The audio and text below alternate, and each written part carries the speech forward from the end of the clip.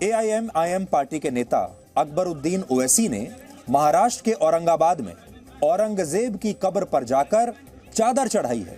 औरंगजेब वही मुगल शासक हैं जिसने भारत में न जाने कितने मंदिरों को तुड़वाया, हिंदुओं पर जजिया टैक्स लगाकर उनका दमन किया, हिंदुओं पर अत्याचार किए, हिंदुओं का धर्म परिवर्तन कराने की कोशिश की। लेकिन आज उसे इसी देश में बड़े सम्मान के साथ याद किया जा रहा है, उसकी मजार पर जाकर चादर चढ़ाई जा रही है। अब बड़ी बात यह है कि अकबरुद्दीन ओवैसी जैसे जो लोग हैं वो पूरे देश को क्या संदेश देने की कोशिश कर रहे हैं। वो पूरे देश के सामने ये बताने की कोशिश कर रहे हैं कि वो भारत की जो मूल व्यवस्था है या जो भारत की जो मूल संस्कृति है उसके साथ नहीं है, बल्कि वो आक्रमणकारियों के साथ हैं। वो उन लोगों के साथ हैं जिन्होंने भारत पर आक्रमण किया था, जिन्होंने भारत पर जबरदस्ती कब्जा किया था। वो उन लोगों के साथ हैं जिन्होंने भारत के लोगों का दमन किया, भारत के लोगों पर, हिंदुओं पर अत्याचार किया। और ऐसे जो तमाम लोग हैं ये औरंगजेब को ही और मुगल शासकों को ही अपना पूर्वज मानते हैं। और इसीलिए आप देख रहे होंगे कि आजकल इस बात को लेकर इतनी बड़ी खाई चल रही है। इन लोगों से जब आप बात करेंगे तो ये कहेंगे कि आप लोग इस देश में कोई हैं ही नहीं, हमने तो आपके ऊपर सैकड़ों वर्षों तक शासन किया है, ये हिंदुस्तान तो हमारा था। इस तरह की बातें ये लोग करते हैं। आप आज समझिए कि अकबरुद्दीन ओवैसी अगर इस जगह पर जाते हैं जहां पर वो कल गए औरंगजेब की मजार पर चादर चढ़ाने के लिए, तो वो आप सबको, इस देश को क्या बताने की कोशिश कर रहे हैं। बिल्कुल धार्मिक सौहार्द के माहौल को खराब करने की कोशिश कर रहे हैं।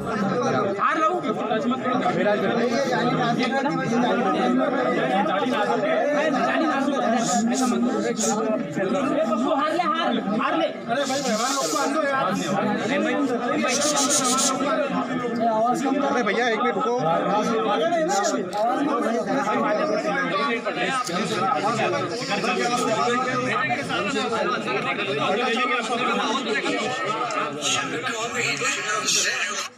अब हम आपको काशी विश्वनाथ मंदिर से जुड़े कुछ तथ्यों के बारे में बताते हैं जो बहुत सारे लोगों को अच्छे नहीं लगेंगे। यह मंदिर भगवान शिव के 12 ज्योतिर्लिंगों में से एक है, इसीलिए यह हिंदुओं की आस्था के सबसे बड़े केंद्रों में से एक माना जाता है। भारत में मुस्लिम आक्रमणकारियों के आने के साथ ही काशी विश्वनाथ मंदिर पर हमले शुरू हो गए थे। सबसे पहले 11वीं शताब्दी में कुतुबुद्दीन ऐबक ने हमला किया। इस हमले में मंदिर का शिखर टूट गया था, लेकिन इसके बाद भी पूजा पाठ यहां पर होती रही। वर्ष 1585 में राजा टोडरमल ने काशी विश्वनाथ मंदिर का पुनर्निर्माण करवाया। वो अकबर के 9 रत्नों में से एक माने जाते हैं। लेकिन वर्ष 1669 में औरंगजेब के आदेश पर इस मंदिर को फिर से पूरी तरह तोड़ दिया गया और वहां पर एक मस्जिद बना दी गई। इसके बाद वर्ष 1780 में मालवा की रानी अहिल्याबाई ने ज्ञानवापी परिसर के बगल में ही एक नया मंदिर बनवा दिया, जिसे आज हम काशी विश्वनाथ मंदिर के तौर पर जानते हैं। लेकिन तब से ही यह विवाद आज तक चलता आ रहा है और यह मामला अब भारत की एक अदालत में पहुंच चुका है। 1 अक्टूबर 2020 को हमारे संवाददाता विशाल पांडे ने इसी जगह पर जाकर, ज्ञानवापी परिसर में जाकर इन ऐतिहासिक तथ्यों की पड़ताल की थी और इस दौरान हमें कई नक्शे और कई आकृतियां ऐसी मिली थी जिनसे यह पता चलता है कि काशी विश्वनाथ मंदिर को तोड़कर ज्ञानवापी मस्जिद बनाई गई थी। यह वाकई सच बात है। इसलिए आज हम आपको अपनी इस रिपोर्ट के कुछ हिस्से फिर से दिखाना चाहते हैं। हम चाहते हैं कि अयोध्या के बाद काशी विश्वनाथ मंदिर की जो मुहिम नए पड़ाव पर पहुंची है, उसे मजबूत करने के लिए इससे जुड़ी तमाम सही जानकारियां इस देश के लोगों तक जरूर पहुंचनी चाहिए।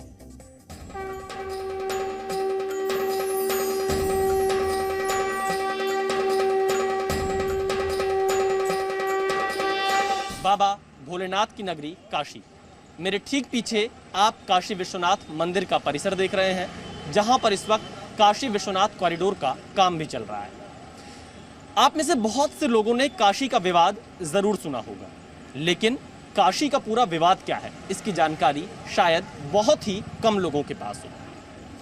इसीलिए आज हम आपको काशी पहुंचकर यहाँ पूरा विवाद क्या है, इसकी एक एक जानकारी देंगे, तथ्यात्मक जानकारी देंगे, प्रामाणिक जानकारी देंगे, तमाम स्टेक होल्डर्स से बातचीत करेंगे और इसके साथ ही साथ आपको ये भी बताएंगे कि आखिरकार काशी में मंदिर मस्जिद का पूरा मामला क्या है और काशी में अदालत की कार्यवाही कहां तक पहुंची है।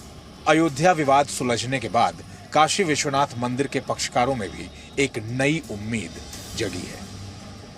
मुगल बादशाहों ने, मुख्य रूप से औरंगजेब ने, उस मंदिर को तोड़कर मस्जिद बनाने की भरपूर प्रयास किया और ज़बरदस्ती हिंदुओं को मार काट करके एक गुंबद खड़ा कर दिया और मस्जिद का ऊपर से स्वरूप दे दिया, जबकि नीचे के सारे प्रमाण हमारे हिंदुओं का है और हमारे मंदिर का है। सतयुग से लेकर अब तक के जो रिकॉर्ड हैं, जो अभिलेख हैं, सारे के सारे अभिलेख मेरे पक्ष में हैं।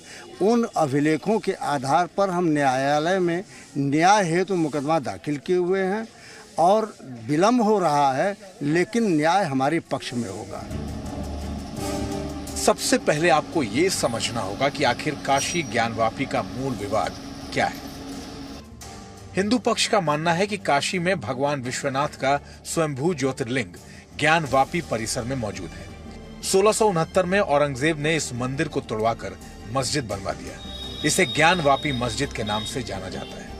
हिंदू पक्ष चाहता है कि ज्ञानवापी परिसर की जगह खुदाई कराई जाए, क्योंकि मूल शिवलिंग और प्राचीन मंदिर के अवशेष वहीं मौजूद है। मुस्लिम पक्ष का कहना है कि वहां पर कोई मंदिर नहीं था। जिस मस्जिद को विवादित बताया जा रहा है वो यहाँ शुरू से ही है। अभी जिस काशी विश्वनाथ मंदिर में पूजा होती है वो ज्ञानवापी परिसर से कुछ ही दूरी पर है। इसे वर्ष 1780 में मालवा की रानी अहिल्याबाई होलकर ने बनवाया था। 1853 में पंजाब के राजा रणजीत सिंह ने इस मंदिर के शिखर पर 880 किलो सोना जड़वा दिया था, लेकिन तब से ही मूल मंदिर के लिए हिंदू पक्ष का दावा बना हुआ है। 23 सितंबर 1998 को वाराणसी जिला अदालत का फैसला आया, जिसमें कहा गया कि पहले पूरे ज्ञानवापी परिसर का धार्मिक स्वरूप तय किया जाना चाहिए। इसका मतलब यह है कि 15 अगस्त 1947 को ये जगह मंदिर थी या मस्जिद। 1947 में 15 अगस्त को क्या था इसका धार्मिक कैरेक्टर, ये कौन तय करेगा? न्यायालय तय करेगी। और न्यायालय कैसे तय करेगी? साक्ष्यों को ले करके करेगी। साक्ष्य कैसे आ सकते हैं? ओरल साक्ष्य आ सकते हैं, डॉक्यूमेंट्री एविडेंस आ सकता है, स्थलीय साक्ष्य आएगा।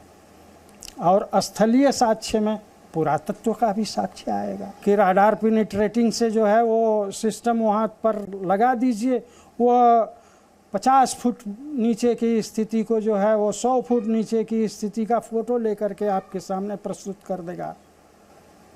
तो जैसा हम कहते हैं कि उसके नीचे जो है वो हमारा शिवलिंग मौजूद हैं, राडार पेनिट्रेटिंग ढंग से जो है पुरातत्व सर्वेक्षण करके उसकी आख्या दे दे, ये सारे साक्ष्य आ जाएंगे, आईने की तरह क्लियर हो जाएगा और उस विवाद का निस्तारण हो जाए।